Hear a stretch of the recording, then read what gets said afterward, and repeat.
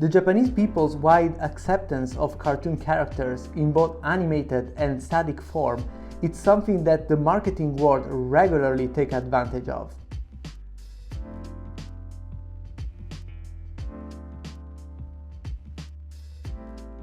Web design in Japan is different from other countries for a billion reasons, but to save your precious time, I'll list for you just a few important ones.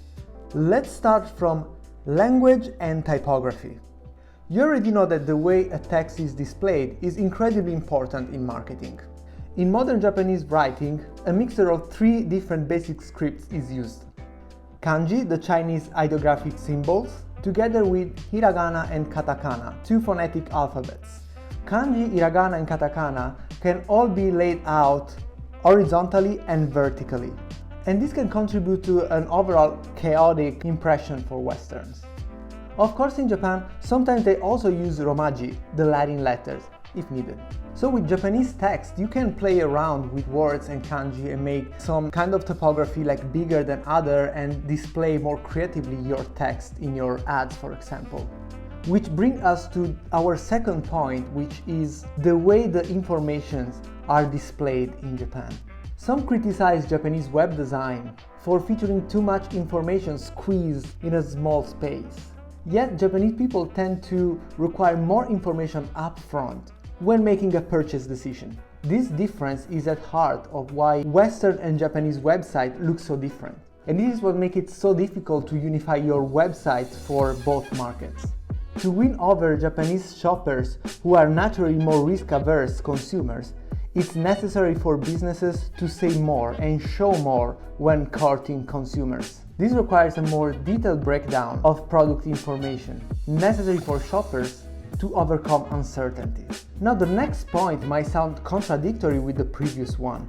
Minimalism and simple functionality are evidenced in many aspects of Japanese life, from urban planning to traditional art. And while you might expect this to be implemented in web design, well, it's a little bit difficult to merge it with the concept we said before about the need for Japanese consumer to have all the information displayed in one place.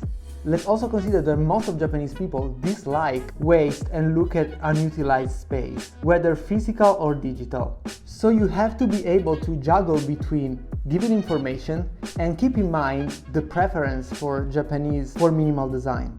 Another unique element for Japanese web design is Manga Style. The Japanese people's wide acceptance of cartoon characters in both animated and static form is something that the marketing world regularly takes advantage of. This is no different for Japanese web design, which leverage the appeal of manga book style characters and graphic to get their message across to users. Sometimes even in some industries that in other countries are associated with formality like banks, real estate, etc.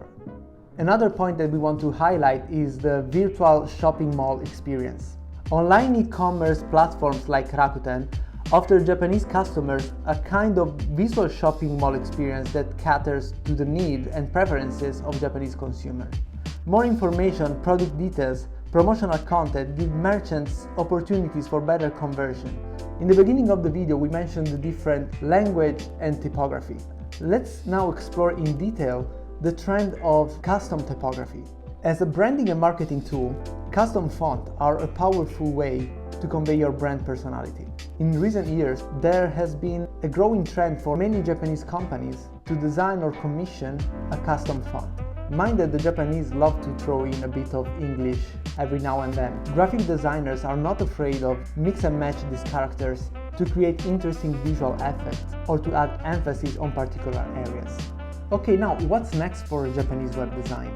Recent years have seen a number of new mobile-first websites attracting younger audiences with much simpler, smartphone-friendly designs. It has been estimated that the number of people aged 65 or older will increase from around 36.2 million people in 2020 to almost 36.8 million to 2025. At the same time, the number of children and those of working age are predicted to shrink. Consider also that Japanese millennials are generally less financially stable than their parents or grandparents, and it's no surprise that many brands and their website cater to slightly older users who enjoy the familiarity of older style website and layouts. So even if younger people are starting to favor the aesthetic of more Western style web design, it's fair to say that classic Japanese web design principles will still be widely used for many years to come, catering to the demographics that are most likely to make a purchase. Now let's close the video with a quick breakdown of some points that you can implement today